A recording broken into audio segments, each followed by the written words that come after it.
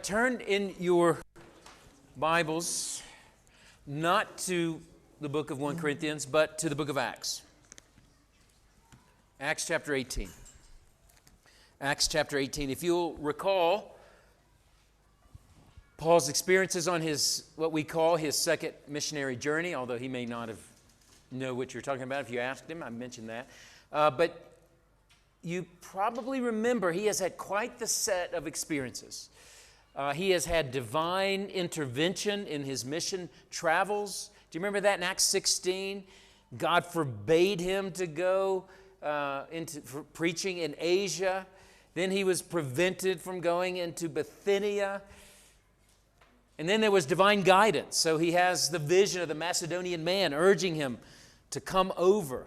Then there were immediate converts in Philippi as the Lord opened the heart of Lydia, Acts 16:14. And then there was then exorcism of the demonized slave girl in Acts 16:18. And then there was the earthquake in the prison that led to the jailer's conversion. And then on the heels of that, the magistrates releasing them with a public apology. What a mission, right? What a adventure he has.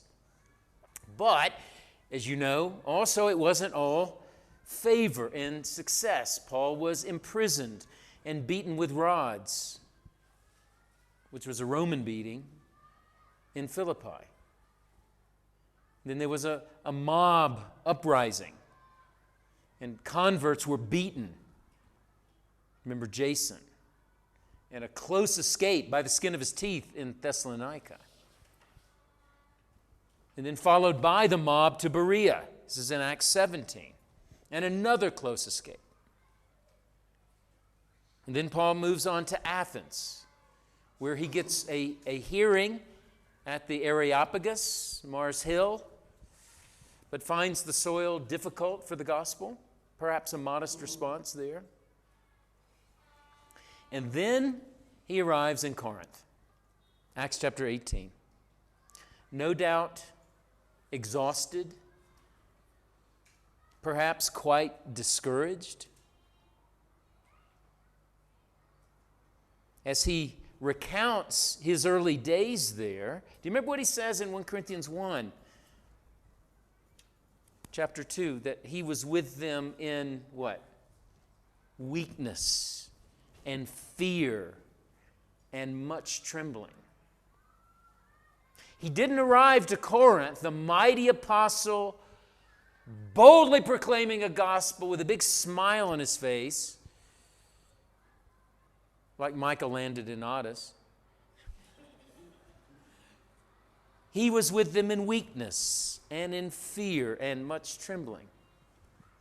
That should be no surprise. I don't doubt that he was discouraged. His mission so far could appear to be less than successful. And the very fact that we call it a missionary journey shows that he was not able to stay in one place long enough for a church to take root and believers to be taught and leaders to be raised up. All the metrics we'd use to evaluate success. But still, he's faithful. When he gets to Corinth, he goes to work. He uses his normal strategy, which was beginning in a synagogue. He always began with a theologically prepared audience, also with a theological priority. The gospel's for the Jew first, then the Greek. And then, so his pattern was to go to a synagogue, encounter resistance, turn to the Gentiles, experience success, and usually that success is followed by what? Yes, persecution, more resistance, suffering, often threats to life. That's what happened over and over again for Paul. But it was not so in Corinth. Look with me in Acts chapter 18, beginning at verse 5. When Silas and Timothy arrived from Macedonia, Paul was occupied with the word, testifying to the Jews that the Christ was Jesus. And when they opposed and reviled him, he shook out his garments and said to them, "Your blood be on your heads. I am innocent. From now on I will go to the Gentiles." And he left there and went to the house of a man named Titius Justus, a worshiper of God. His house was next door to the synagogue. Crispus, the ruler of the synagogue, believed in the Lord, together with his entire household. So he's rejected by the Jews, but that's nothing new. He turns to the Gentiles, but here are Jews following him, or those connected with the Jews. Even the ruler of the synagogue believed in the Lord with his whole household. And many of the Corinthians, hearing Paul, believed and were baptized. So now you're waiting on persecution, right? Now we're expecting those Jews are going to chase him down and run him out of town again. But that's not what we see. Verse 9.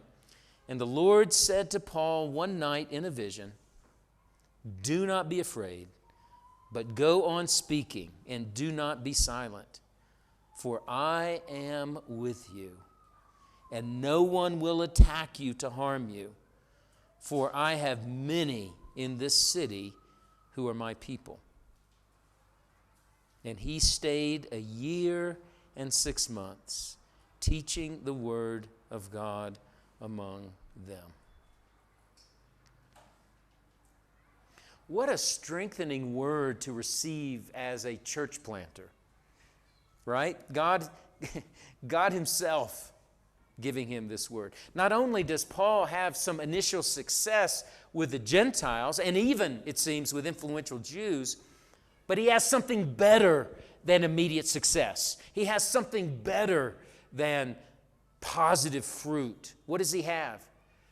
God himself speaks to him in a vision with remarkable threefold news. Did you see it? God's presence is with him. Number 2, no one will harm him. And number 3, I have many people in this city. Many in this city who are mine. What a word, isn't it? Divine presence, divine protection, divine appointments. God has people there. Oh my. People upon whom he has placed his name, people whom he has claimed, people whom he will save. So when we come to the Corinthian correspondence, when we come to 1 Corinthians in particular, begin with this in mind.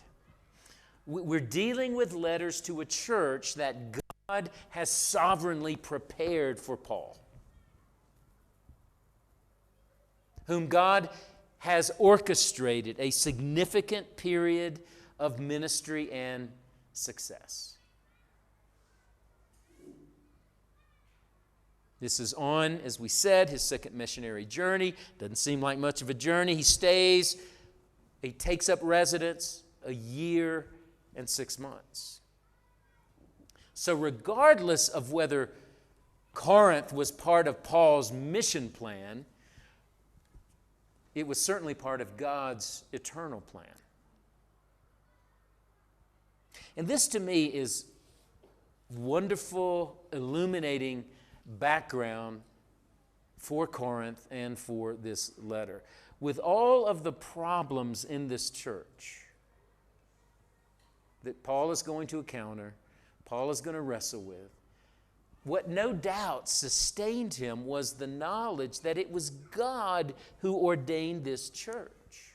It was God who established this church. It is God who will sustain this church. He promised him. That was why it was no formality to write them. Why he could write with deep conviction. We'll see this as we get into the letter. The very first verse of the book, or the second verse of the book, where he calls these believers saints by calling. He knew they were saints by calling because God told him. He was well aware that God himself had called them, and God will keep them, and this knowledge sustained Paul as well. And let me just say, as an aside, That's what a pastor needs. That's what a church planter needs. Not a vision from God, necessarily, although that'd be nice, but an assurance that it is God who calls. It is God who keeps. It is God who sustains. So as we began today with some pretty weighty imperatives, didn't we? Hope they felt weighty. They're supposed to feel weighty. But despite those imperatives, the success of whatever church you're leading or serving, it doesn't rest on your shoulders. God's going to use you. You can do great good in a church, and you will by the grace of God. You can do harm in a church. But what's ultimately, where your confidence ultimately has to lie as a pastor is that knowledge. God has called His own people. God will keep His own people. God will sustain His people, and God will sustain you as well. Close parenthesis. So this is a church God had sovereignly prepared. That's part of the background. We also see in, I think, the Corinthian correspondence, not only fruitfulness and success, but also a number of challenges. There are theological challenges, there are pastoral challenges, there are personal challenges that weighed on Paul. Do you remember what he said in 2 Corinthians chapter 11? After the beatings and the shipwrecks and the sleepless nights, what does he say? In addition to this, and I think worse for Paul than this, there is the daily weight I feel for the churches. So these things weighed on Paul. They grieved Paul. They caused anxiety for Paul.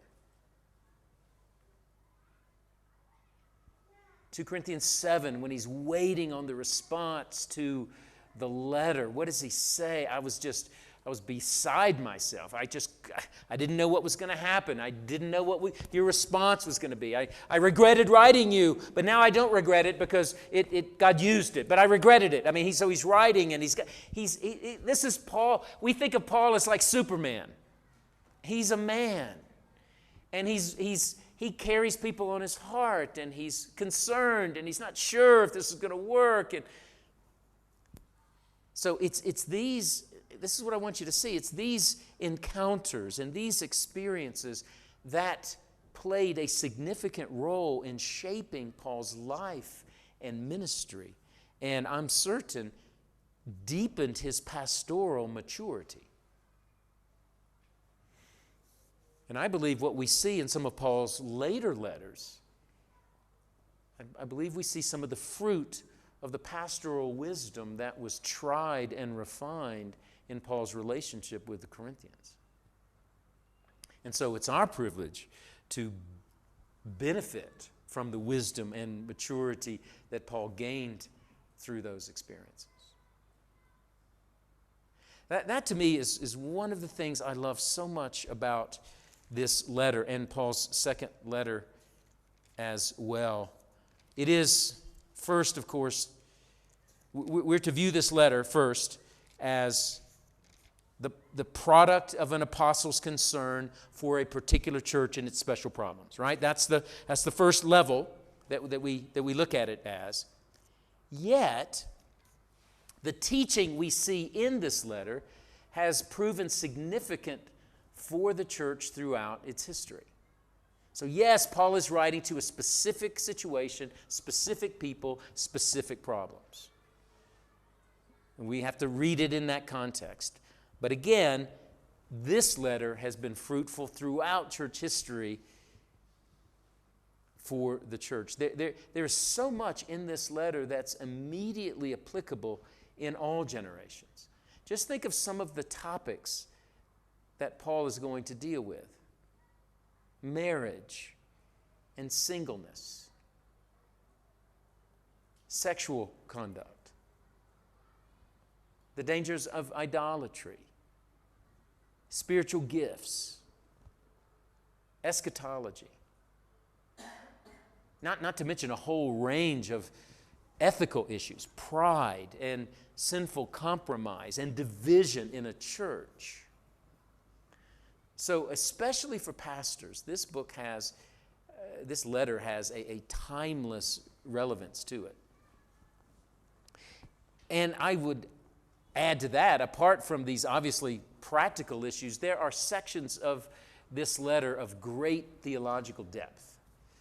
As you know, the longest exposition in the whole Bible of the preeminent Christian virtue, love, shown as the true marker of faith and spirituality. And so, I don't doubt that you may well be asked to speak from this letter at a wedding. It also has the longest treatment of resurrection in the Bible. 1 Corinthians 15. So you will no doubt refer to this letter in a funeral. There's a strong focus on the centrality of Christ as Lord, who called them to himself and demonstrated such grace and gifted them by the Spirit. The gospel itself, the gospel message itself is preeminent in this letter. The message of Christ crucified, which soon becomes the great truth that underlies virtually all that Paul writes in this letter. So there is massive significance for us here, theologically, pastorally, ecclesiologically, and of course, personally as well. But we should also realize that while the letter is valuable and fertile, it's also difficult. Calvin said of 1 Corinthians, it is no less difficult than it is valuable. And he's exactly right. It is one of Paul's most difficult letters. And with any letter, I mean, you guys have covered letters, Pauline letters, all the letters of the New Testament, I imagine. So all ancient letters come with certain interpretive difficulties. That's just the nature of the case. But the usual difficulties of ancient letters are multiplied in 1 Corinthians. And so Paul is going to talk at length about a number of topics with little or no explanation as to what's going on. Human wisdom, Sophia, law courts, men in the church visiting prostitutes, meat markets, pagan worship, head coverings, baptism for the dead. What in the world is that? So, he talks about all these things, he gets into all these issues, but he doesn't explain them. We don't know the full context. It's like, what's going on here? And then he treats a wide assortment of topics in no particular order. So what's forming this? What's governing this? The unfolding of this letter. As we'll see in a moment, and we'll take a look at this, there's actually a conversation going on between Paul and the church that this letter is actually continuing. But we don't know what the other party is saying. So we have one side of the conversation. We get hints in the letter of the other side, but we only get one side on all these topics with no background. So it's a challenging letter, as well as a fascinating letter, as well as a valuable letter. Now, before we get into the letter itself, it's going to be important to take some time to think about the context of this letter. especially of the city of Corinth itself. Back to your outline. It's going to be important. In fact, more important than almost any other letter in the New Testament for us to think about the context, especially the city of Corinth itself. And so I want to talk about Corinth's background and its history and its cultural setting. This isn't just sort of pastor's college obligatory background info, because this is an academic setting. More so than most, if not all, of Paul's letters, the background of this letter, the social and political and economic and religious factors surrounding it, have a massive bearing on the letters themselves. And so there is no letter where the background sheds more light on the letter, I think, than Paul's Corinthian correspondence, and 1 Corinthians in particular. 3 ways we can describe the city of Corinth in the first century. It was new, it was wealthy, and it was wicked. It was new, it was wealthy, it was wicked. First, in its current state, the city was relatively new here, and the history is illuminating. You could basically divide the history of ancient Corinth into two parts. It actually dates back to like the 10th century BC. But it had existed for a few hundred years as a Greek city-state, held mainly by the Macedonians. You probably heard, are you familiar with the Greek city-state? The Greek polis? You've had Greek, right? And so you know the word for city is polis, right? Well, that word, we think of that as just a city, and it can be used that way, but in Greek, typically that spoke of the city-state, which was the main settlement structure of ancient Greek, ancient Greece in the ancient world. And so the Greek city-states were organized around an urban center. Then the surrounding countryside around that urban center. They had a public space in that urban center, so they would have had temples and government buildings and a marketplace. Most lived in the city as it was the center of politics and trade and commerce and culture. They were self-governing, and ultimately there grew to be about 1,000 city-states. So for a period of time, it was a Greek city-state. But in the mid-2nd century BC, the city headed something of a revolt against Rome. It had joined an alliance of some of these city-states called the Achaean League. The Achaean League, Achaean is basically southern Greece. So they joined this alliance of other city-states. It's actually a fascinating story, and against Rome and against Sparta in particular. So this Achaean League had a long, you've heard of Sparta and the Spartans and so forth. So they had a long-running dispute with Sparta. Sparta was a major city-state in the south. It was a military powerhouse. It had battled, I don't know if you've studied Greek history at all in your schools or university, but it had battled Athens in the famous Peloponnesian War of 431 BC, and et cetera.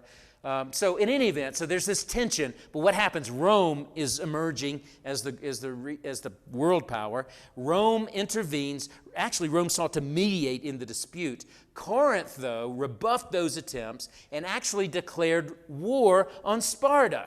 Sparta was an ally of Rome. Be careful when you do that. So what happens? 146 BC. I don't want to fill your mind with dates, but this is an important one. Rome, under this legendary general, his name was Lucius Mummius, laid siege to the city and completely destroyed it. So 146 BC, Corinth was laid waste. The city was demolished. Its vast wealth was plundered. Its inhabitants were either massacred or sold into slavery. Horrible. Horrible event. And so when you read, for instance, in 1 Corinthians 3:15, where Paul talks about if a man's work is burned up, he shall suffer loss. He himself shall be saved, yet as through fire. Remember that verse? It would be a familiar image to them. That's not a picture of hell. That's often interpreted as, oh, you're going to be saved as through the fires of hell, where a person is preserved through the flames. That's not what he was saying. It's an allusion to someone dashing out of their homes amidst the flames. The context, there's a building metaphor. A teacher that builds on an inadequate foundation, he'll be saved, but as like a person snatched out of the fire. So that sort of image would have resonated with the Corinthians and their history. So that's 146 BC. Are you with me? Hope this is not too thick for an afternoon. But so the city lay dormant for 100 years. So picture just a haunt of jackals. The Roman statesman Cicero, you probably know that name. He's writing around 79 BC. He actually writes of visiting Corinth and just the shock of seeing the ruins there. And he just couldn't believe it. It's like, what a wasteland this was. So it lay dormant for about 100 years, but then it was refounded in 44 BC by Julius Caesar as a Roman colony. So it became a Roman colony by Caesar, 44 BC. Its excellent location would not allow it to lay dormant for too long. And so this is a typical, you probably have learned this, but this was a typical strategy of Rome. Rome would consistently and increasingly geographic spread, establish new provinces or new colonies to deal with, well, for a couple of reasons. One, to deal with overcrowding, but also to extend its influence. And so what Caesar did was customary to all Roman colonies. He repopulated the city with retired soldiers and freedmen, former slaves, and landless subjects who wanted a new start. So there was arable land in the area that they could farm, and there were business opportunities to be had, and the city also drew tradesmen and businessmen from the east. So when Rome would do this, it was really a way to accomplish a number of priorities. Take care of former soldiers who were loyal. Well, and they retire. You want to give them a retirement. You send them to a Roman colony, and they get jobs, and they can have a fresh new start.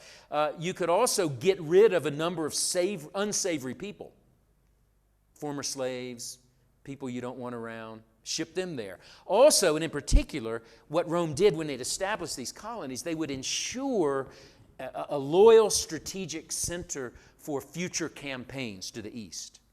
So it was a way of protection and spreading. So the further you get, you'd create a colony, put soldiers there, and even a Roman garrison there perhaps. And then that provides what? A barrier against invasions. And you would extend your influence further and further with more and more colonies. Does that make sense? So that's what they're doing with Corinth here.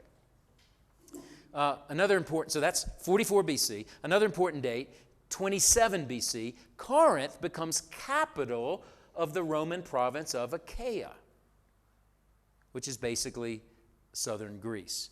If you look at ancient Greece, a map of ancient Greece, you've got northern Greece, and when you hear Macedonia, think northern Greece, all right? Then it comes down the mainland, and then what you're going to have at the bottom is what's called the Peloponnesian Islands. Well, again, in 27 BC, it becomes capital of the Roman colony of the Roman province of Achaia. Now, there were two. This is a little bit of a deep dive, but you should know this. Two types of provinces. There were imperial provinces that were the name imperial. You hear emperor in that. So they were under direct control of the emperor. So they were under closer control. In other words, Rome held them more closely because of threats of unrest or revolt. They would be a Roman garrison stationed there. Judea would have been one of these. So they would have been ruled by a Roman governor, right? Like Pilate. Okay? So when Rome wanted to hold a colony close, it brought it under the emperor, stationed a Roman garrison there, and ruled it by one of their own rulers. There were also senatorial provinces that were under the Senate, right? So you got the emperor and you got the Senate. So these would have been seen as safer provinces, less need for direct control. They would be ruled by a Roman administrator called a proconsul. We're going to learn of one of these proconsuls in Acts chapter 18 in Corinth. Gallio was the proconsul who refused to intervene in the accusations of some Jews against Paul. And in fact, it's because we have inscriptions about Gallio that helps us with Pauline dating, because we have a certain date for Gallio. Nonetheless, Corinth was a senatorial province because it was colonized primarily by Romans. Why do I go into all this? Well, this is going to give the city a certain character. We're going to see this in a number of places. You see evidence for this at the end of the letter, 1 Corinthians 16, verse 17. I rejoice at the coming of Stephanas and Fortunatus and Achaicus. You see that U.S. on the end of their names? That indicates a Latin name. So these were Romans, like Paul. Paul was Paulos, which means little. And Paul was not. You remember in Acts chapter 13 on the first missionary journey? Did you cover this in Acts, where they go to the island of Cyprus on the first missionary journey? Are you with me? And they land there, and up to this point in Acts, Luke has been calling him Saul, Saul, Saul, Saul. And then in Acts 13, what does he say? Saul, who was also called Paul, and then for the rest of the time, he calls him Paul. His name was not changed by God. It's not like Abram to Abraham. Luke just starts calling him by Paul was his, well, all Romans had three names. When you became a Roman citizen, you had what's called a praenomen. That's your first name, as it were. A nomen. And a cognomen. We read in Acts chapter 18, Titius Justus. Did you see that name? Remember that? Titius was his praenomen, and Justus was his cognomen. I think his middle name is Crispus from another thing. Well, Paulos was Paul's cognomen, his Roman cognomen. He was Mr. Paul. His third name, Mr. Paul. And so what's fascinating about this is on the first missionary journey, it's the first mission to Gentiles.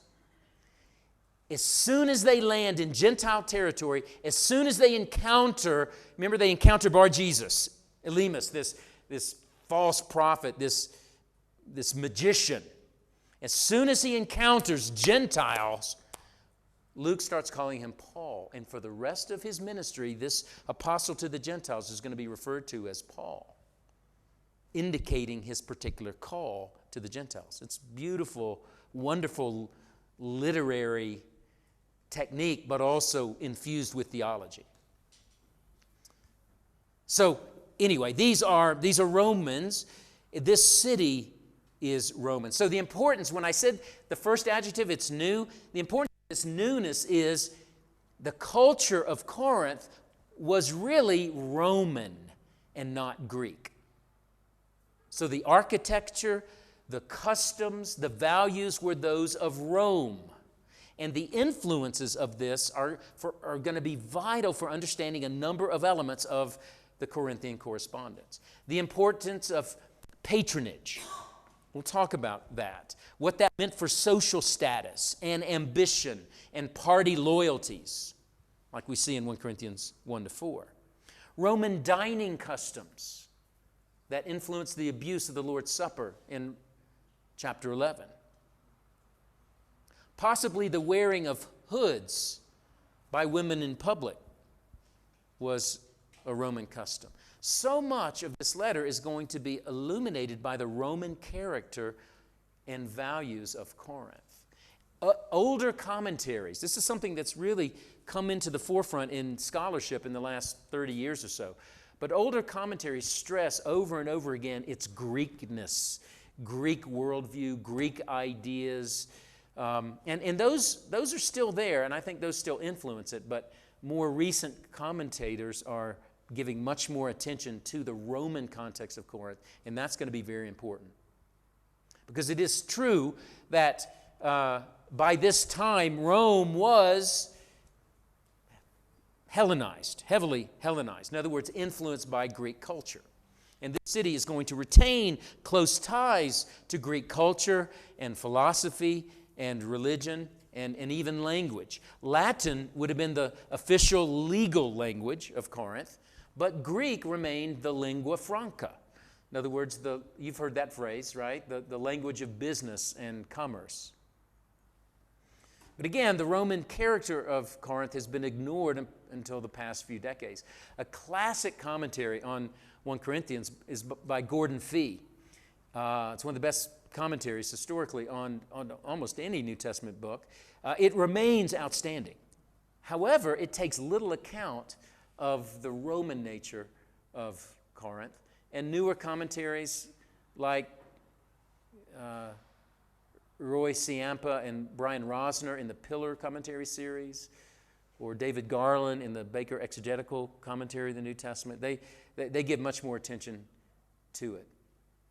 So the city's historical newness and Romanness gives it important character that's going to be important. Okay? Are you with me? All right. Next, you see on the outline, the city was also wealthy.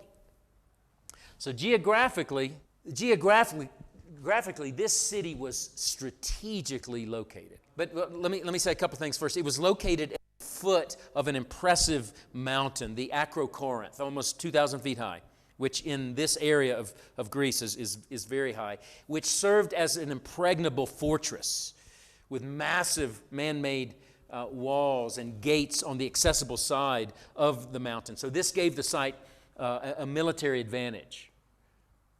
A strong military advantage. But even more importantly than this, and James is right on time with this, was its location on what in English is an isthmus.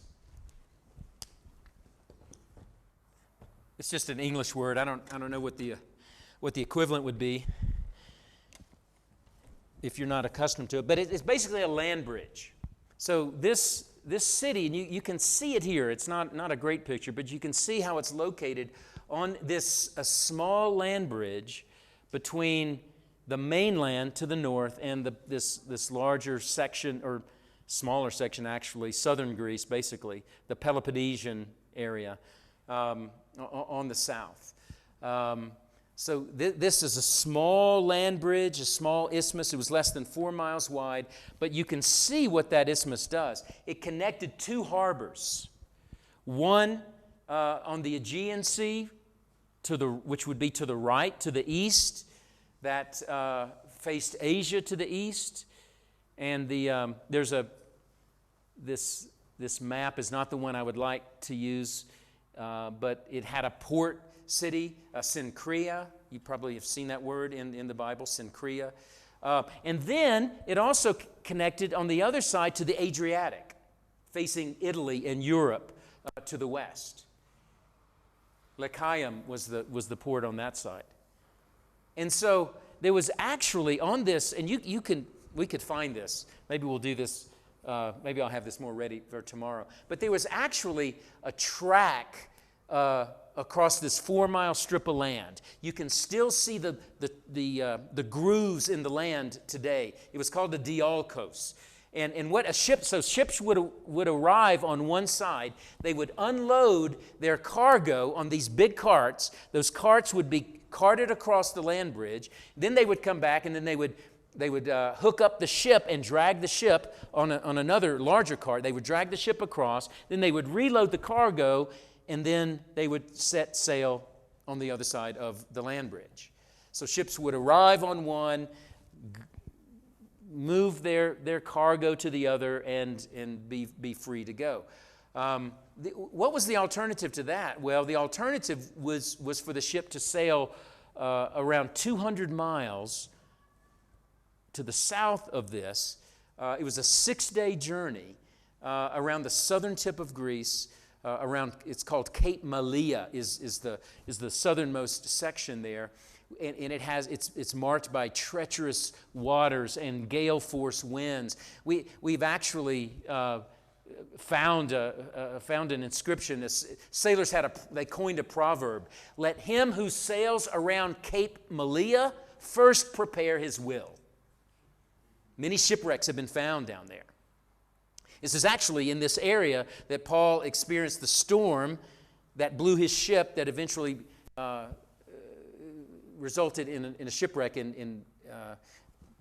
He eventually landed in Malta in Acts chapter 27. So you see this strategic location of this city. It controlled both the east-west sea trade and the northwest land trade.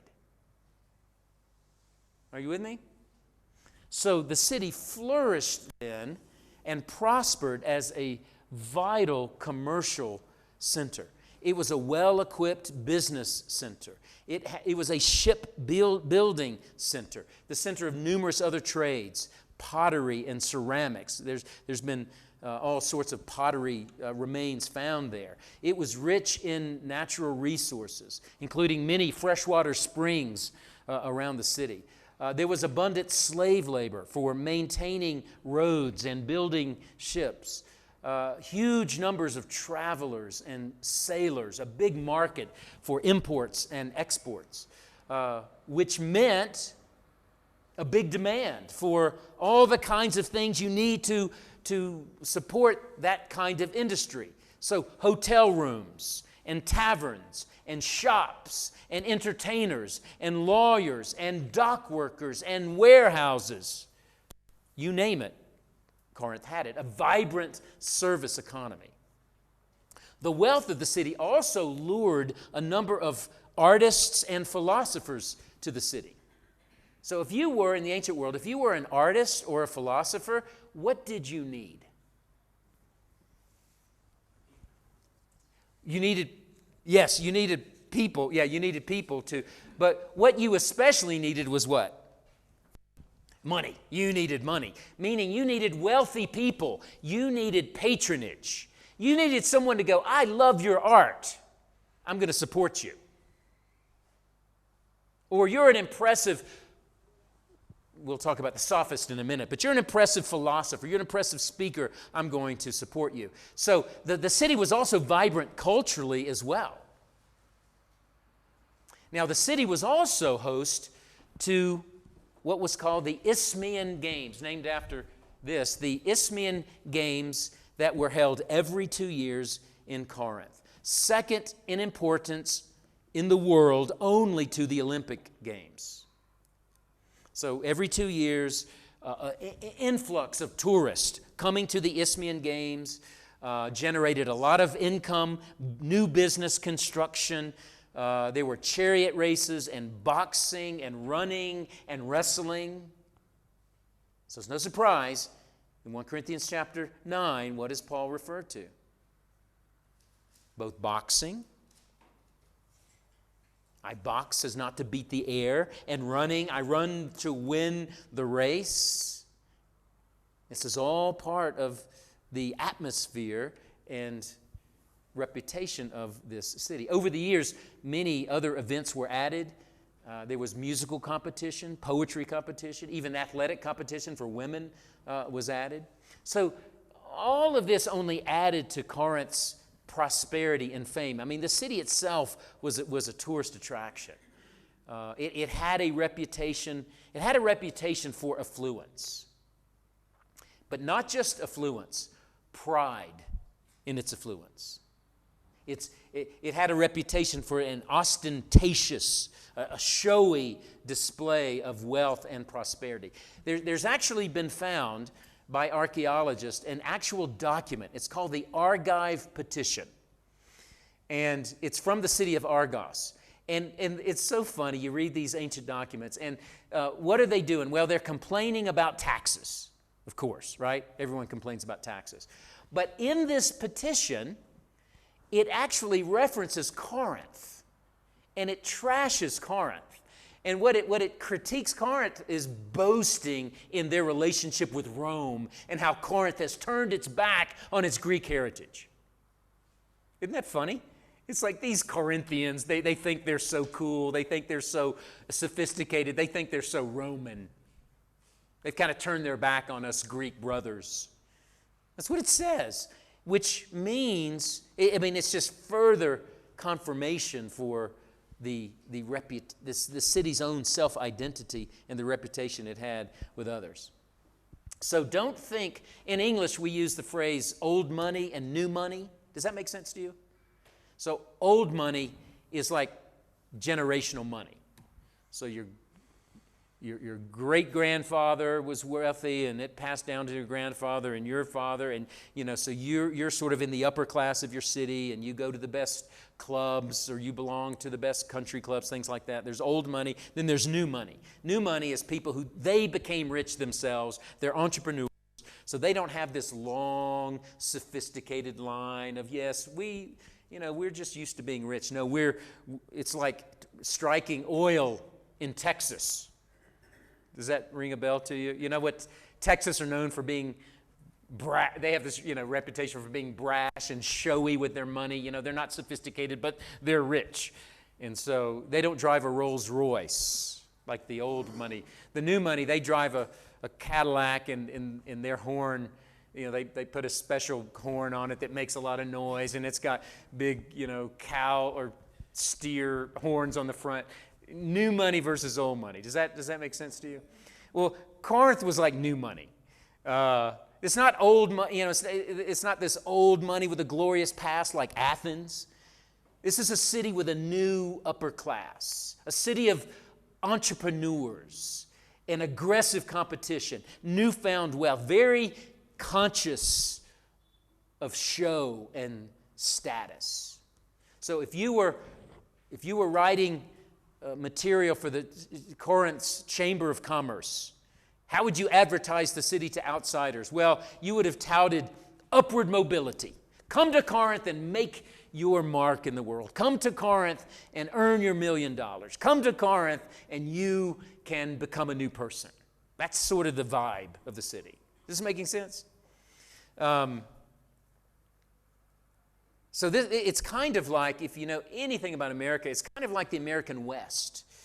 Because the way America's history grew up, all the money was it was originally settled on the East Coast from England and other nations, but mainly England. But as we opened up, people went west.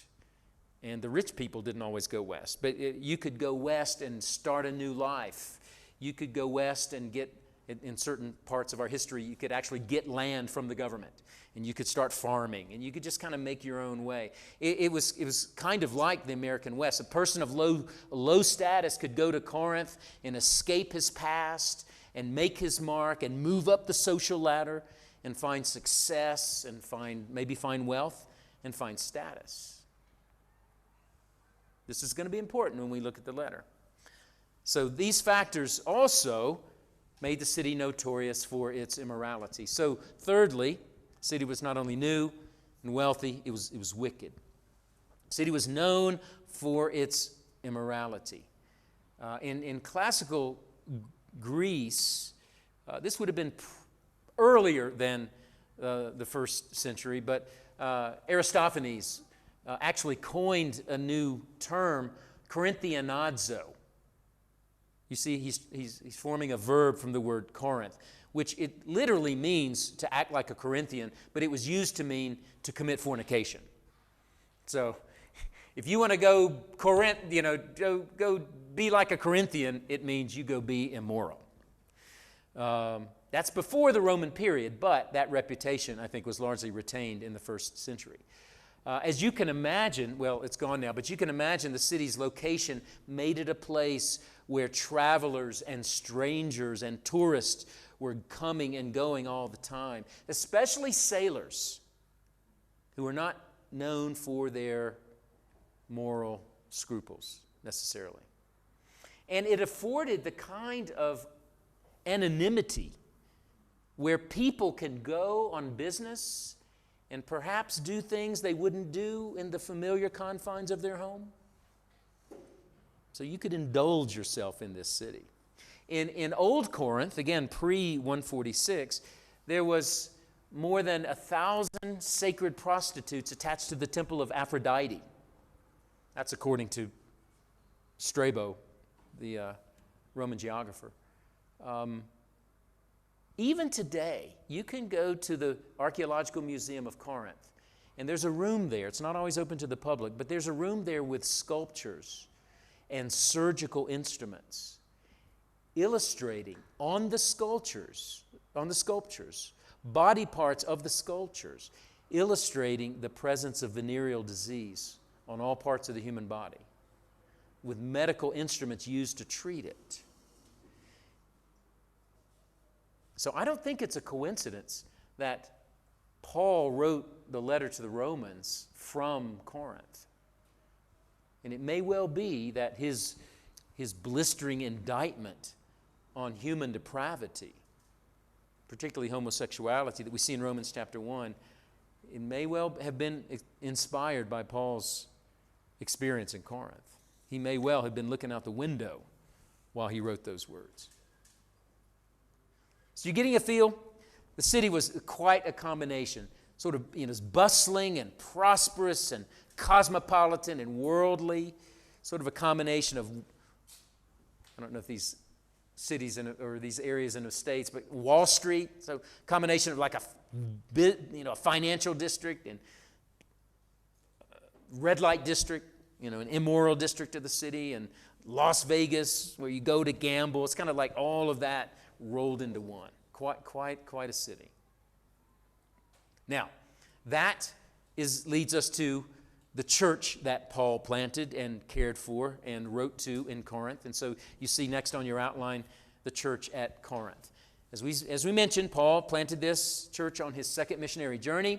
He spent 18 months there building it up. So he had invested much in this church and much in these people. I note for you there on your outline, it was largely Gentile. The composition of the church, I think, was largely Gentile. There were some Jews there.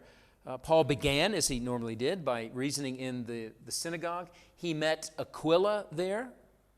This is where he meets the famous couple, Aquila and Priscilla. So Aquila was a Jew. His wife, Priscilla, who Paul calls by her more formal name, Prisca. Luke calls her in Acts Priscilla, which is a diminutive form, a more informal form. She seems to have been a Gentile. But Aquila was a Jew. There don't appear to be many Jews in this church. You see marks of that in the letter. Paul will allude in the letter to their former manner of life. Do you remember that in 1 Corinthians 6? He talks about this list, in this vice list of sexually immoral, people who won't inherit the kingdom of God, sexually immoral, idolaters, adulterers, thieves, greedy, drunkards, etc. And then what does he say in verse 11? And such were some of you. Fornicators, idolaters, adulterers, homosexuals. He also deals in the same chapter with the issue of involvement with prostitutes. It's unlikely that he's addressing a largely Jewish congregation in that. In Acts chapter 8, verse 7, he's speaking about food sacrificed to idols. Paul says this, however, not all possess this knowledge, but some, through former association with idols, eat food as really offered to an idol. Some translations put that, some were, speaking of those in Corinth, some were accustomed to the idol until now. So this is in their background. The attitude toward marriage in 1 Corinthians 7 seems clearly part of a Greek framework. It was asceticism in the church. That's not a Jewish idea. It's a Greek one. Chapter 15, some are going to be denying the resurrection. So all of these are Greek ideas or pagan practices, certainly not Jewish ones. So it seems that he's dealing primarily with a Gentile church. All right?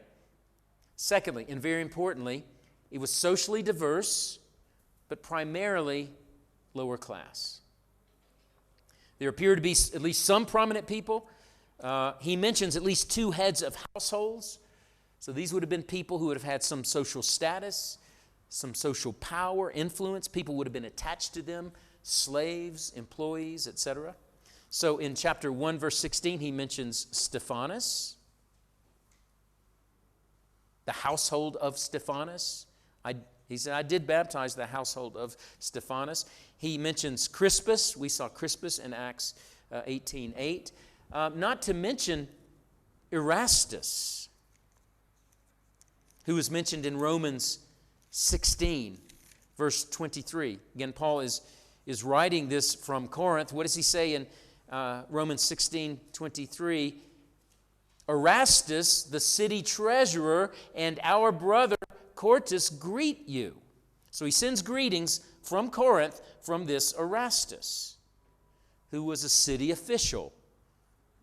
Translated here, the city treasurer, who became part of Paul's team. And he was wealthy enough to fund a public pavement, a road. An inscription has been found, and you can still see it if you go to Corinth, with Erastus' name. And you can sometimes see that referenced in commentaries. You can find it online easily. It says this: Erastus, for his aedileship, constructed this pavement at his own expense. An aedile was a public official responsible for buildings and roads, supervised sometimes the water supply, kind of a director of public works. It's translated here in Romans 16 as a city treasurer. So here's a wealthy man. There were business people like Aquila and Priscilla there, who were something of international business people. They had franchises. We could trace this out, but they had franchises in Rome, in Corinth, and in Ephesus. So there's some wealthy, some people of status, some people of influence. Paul in 1 Corinthians 1:26 says that there were not many wise. Wise probably indicates the intellectual class from which the sophists and the rhetoricians came. We'll talk more about them. Not many mighty. That's people of influence, so businessmen, politicians, patrons. Erastus would have been one of these. Not many of noble birth. So there were some, but again, what does he say? Not many. Not many. Most were from the lower end of the socioeconomic ladder. And it's going to be this diversity that seems to be at the root of some of the problems in the church. You see it clearly at the Lord's Supper. Do you remember that? Where the haves are shaming the have-nots. The wealthy people are behaving in a way that dishonors and fails to take account for the lower class people. Now, this kind of socioeconomic diversity is highly unusual for any voluntary association, then and now. No other voluntary association, in other words, some kind of association you join voluntarily, no other voluntary association has the kind of social and economic diversity as the church, which is part of the power of our witness. Isn't it? It's part of the power of our witness. It's also part of our challenge as well. The same was true in the ancient world. But it's at the higher end of this social spectrum that the Roman context especially becomes important. In this setting, and I know this can sound foreign to our ears, but I want you to get your heads around it. In this setting, what was of utmost importance was status and honor.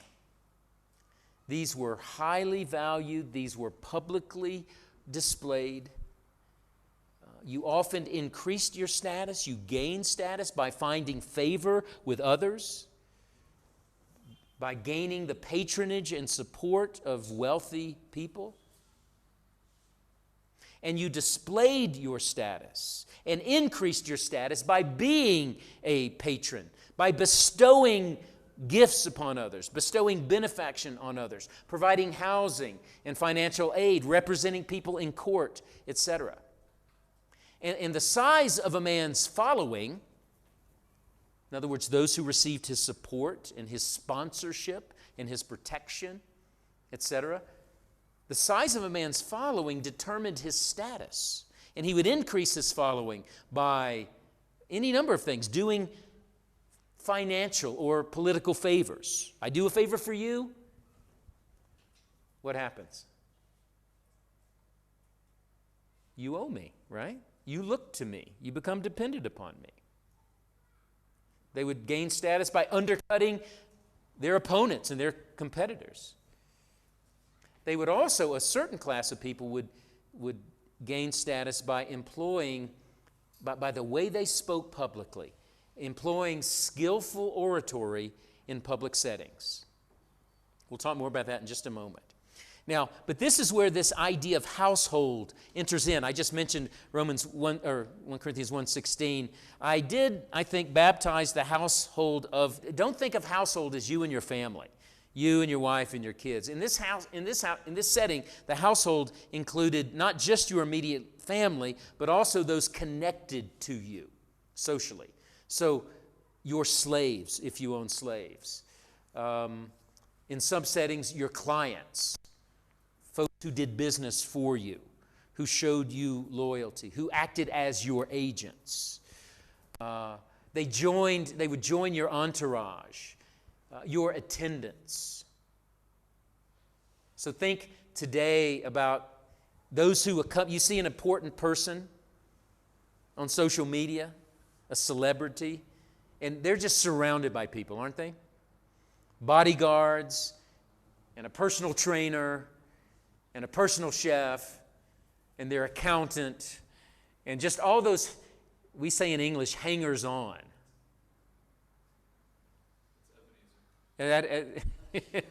He's got his posse, we say sometimes. We get to be in it. You're part of, I want to be a part of his posse.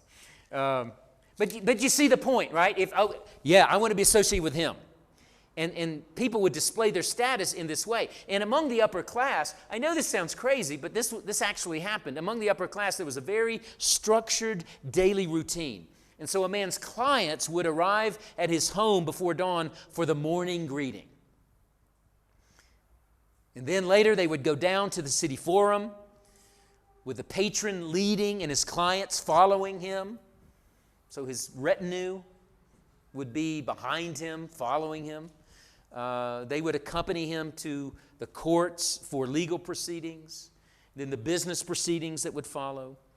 And then later they would all go to the baths together, the Roman baths. They would relax there and be refreshed there and discuss business there. And then they'd go back to the patron's home. And if there was a formal dinner being served that night, they would stay for dinner. It was all a very public, hierarchical display of status and importance and association. Now, one of the things you're going to see Paul doing in this letter is he takes this embedded social structure and he transforms it with the values of the gospel. So just a little example of that in 1 Corinthians 16, verse 15. Look at what he says here. He's giving these instructions, final instructions in the letter. Then he says this in verse 15. Now I urge you, brothers, you know the household of Stephanas were the first converts in Achaia, and they have devoted themselves to the servants. service of the saints. So here is this household, and the man who's the head of the household would have been a man of status, would have been people associated with them who would have also had status. And he commends them for devoting themselves for service or ministry of the saints. It's the opposite of what you would expect. Rather than being honored for their status, they're honored for their servanthood. Not for accumulating power, not for employing others, but serving others. So rather than representing a clique, a grouping in the church that was different than others, they gave themselves away for the church. So in the ancient city, you read that, you'd go, the household of Stephanus, you immediately think, oh, wow, let's talk about their cars and their money and their houses and how important they... Nope, they devoted themselves to service. They behaved very differently from the other households in their city, in the Greco-Roman world. Instead of viewing others as pawns for their own advancement or to build their power base, they served others. We see another example of that in Phoebe, who Paul mentions in Romans chapter 16, verses 1 and 2. She's from the church, we see in Romans 16:1, she's from the church in Cenchrea, which was a few miles east of Corinth on the Aegean Sea. Paul calls her a servant of the church. But then he goes on to say, she has been, verse 2, the end, she has been a patron. A prostasis is the word. She's been a patron of many and myself as well. So a patron or a benefactor. Clearly a woman of means who served Paul's ministry.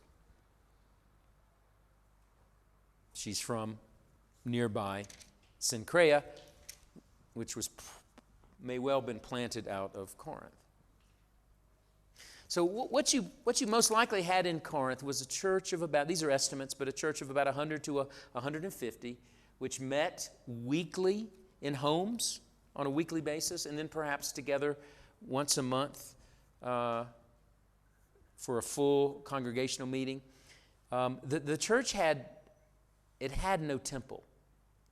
It had no church buildings, which in this Greco-Roman setting was another strike against it in the eyes of the world.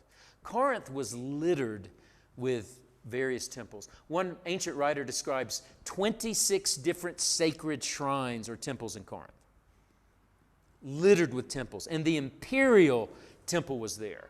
The imperial temple was at the head of the forum. And you know what they would do with the imperial temple? In other words, the temple built for emperor worship. You know what they would do with that temple? They would raise its foundations higher so that it would be the highest temple. So they'd build up its foundations. So it would dominate the temple. It was sending a message about the supremacy of Rome and its religion. And so for Christians, in this status-conscious setting, to be a member of a religion with no temple, no external trappings, whose God didn't do favors for you, was a huge disadvantage in the eyes of the culture.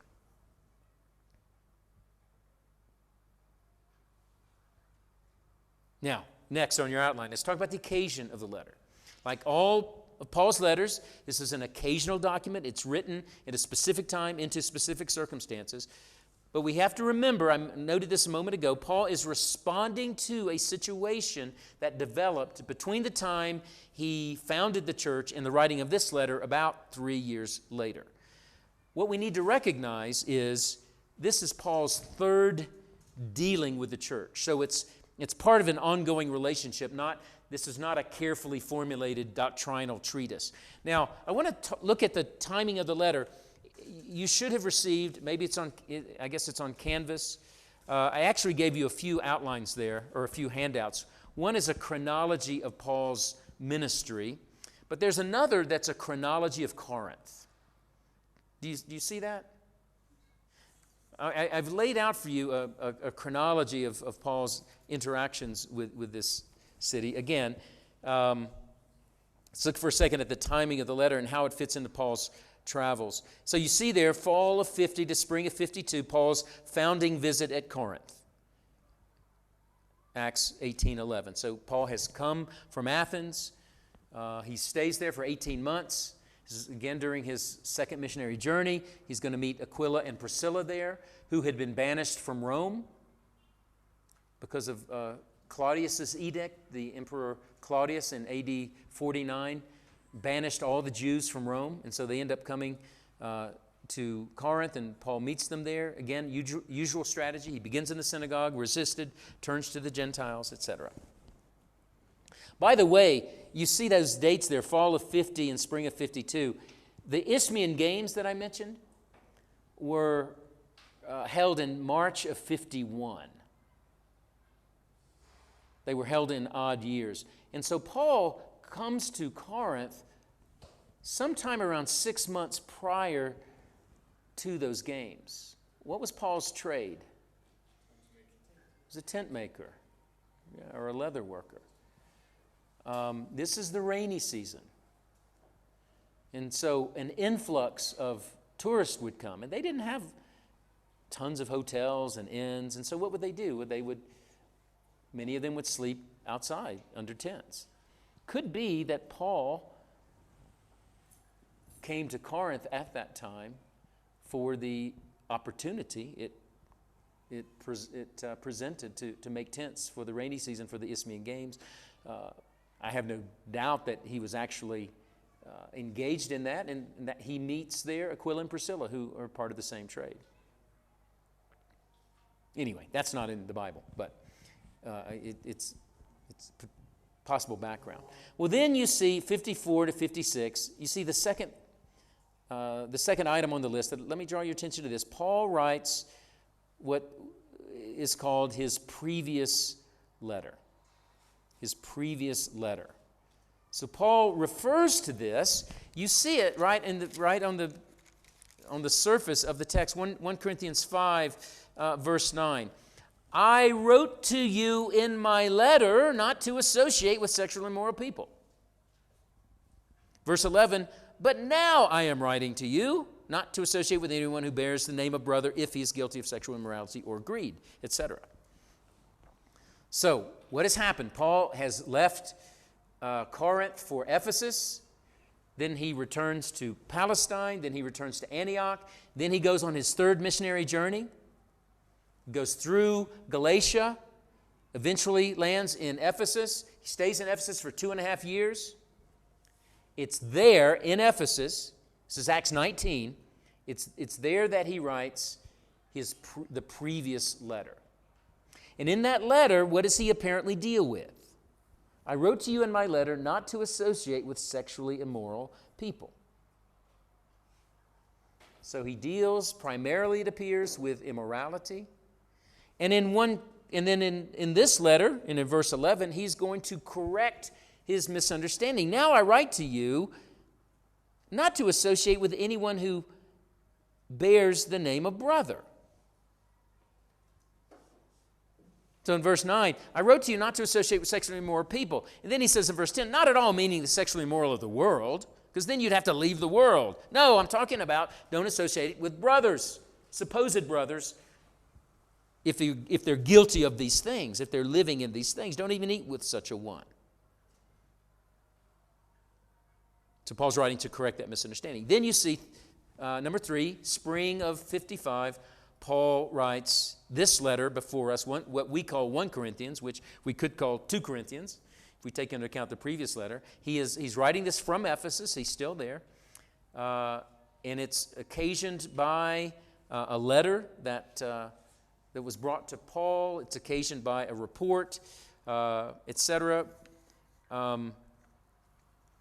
So I list these on your outline. So what prompted this? Well, first Paul receives a report from Chloe's people. Chapter 1 verse 11. For it has been reported to me by Chloe's people that there is quarreling among you. So who are Chloe's people? These are probably business agents who represented her Ephesian interests in Corinth, traveled regularly between the two cities. And it appears the report was primarily about discord and factions in the church. It's been reported to me by Chloe's people that there is quarreling among you, my brothers. Okay? So that's one of the things that prompted this letter. But number two, he also received a letter from the church. We assume delivered by the delegation we saw in chapter 16, Stephanas, Fortunatus, and Achaicus, who were with Paul when he wrote the letter. This letter raised various specific questions on a range of topics. We see this reflected in the letter as well. Look at chapter 7, verse 1. Now concerning the matters about which you wrote. So they wrote a letter. Now, and we have Paul's famous peride. Now concerning. And we're going to see throughout the rest of this letter, he's going to say over and over again, now concerning, now concerning, now concerning. So it appears that at parts of this letter, Paul is just taking up one issue at a time, issues that were raised by the Corinthians in their letter to him. Okay? So we've got a report from Chloe's people. We've got a letter that they wrote him. And then finally, number 3, Paul learned about some other issues in the church. Perhaps from these delegates, maybe again from Chloe's people. Some reliable source in the church, clearly. Chapter 5, verse 1. It is actually reported that there is sexual immorality among you. So he's heard a report. Chapter 6, verse 1. When one of you has a grievance against another, does he dare go before the law? So Paul has heard something about these lawsuits. He's heard about factions in the Lord's Supper. Chapter 11, verse 18. For in the first place, 11:18, in the first place, when you come together as a church, I hear, you see it? I hear that there are divisions among you. He's learned about confusion over the resurrection. Chapter 15, verse 12. Now, if Christ is proclaimed as raised from the dead, how can some of you say that there is no resurrection of the dead? How does Paul know that? Well, he was told that. But in those, it said, I hear, he doesn't say who. So maybe he's guarding someone's reputation. Maybe he's being careful. We don't know. But he's clearly heard news. News from Chloe's people, a letter from the church, reports about yet other problems. That's the direct background. That's the direct prompt of this letter. And as far as we can reconstruct the situation, after Paul leaves Corinth, Apollos comes. We know that. We see that in the text. We see that in Acts 18 as well. Possibly Peter is going to come and visit the church. No doubt serving the church. But it appears these visits created some unintended problems. So we're going to look later at divisions in the church that involve differing loyalties towards different church leaders. But there does seem to be a larger problem in the church. This is on your outline. Some commentators have viewed this letter as in which Paul is arbitrating disputes among these different factions. So remember the factions, I'm of Paul, I'm of Apollos, I'm of Peter. And so some people say, well, what Paul's doing is he's taking up those issues. The issues which Paul takes up are disputes in the church. So various factions are on different sides of these disputes, and Paul is just acting like a referee. Well, there were certainly divisions in the church, but it seems that there's an underlying larger problem. Paul doesn't address the factions. Who does he address? He addresses the whole church. He doesn't say, you Apollos guys, stop it. You Peter guys, stop it. No, he addresses the entire church. And as you read on and you note Paul's tone in the letter, he's not acting as a referee. He is taking them on. The letter is rhetorical and almost combative at times, although nothing like 2 Corinthians. And so these observations, these factors, among other things, lead to the conclusion that in addition to the points in the letter, there appears to be a brewing conflict in the church between the church and Paul himself. And the issue seems to be Paul's authority and his gospel. And in Paul's mind, those two things were inseparable. When his authority is rejected, invariably the gospel that he preached was in danger as well. You've studied Galatians in depth. But in general, based on this background, we can see pretty clearly a threefold purpose in Paul's writing. He's writing first to address urgent problems in the church, so divisions, chapters 1 to 4, immorality, lawsuits. And I'll just note here underneath this point, in addressing these problems, he's also clarifying what he's written previously. Secondly, he's writing to respond to the Corinthians' letter to him. So they wrote to him, they have questions, he answers those questions.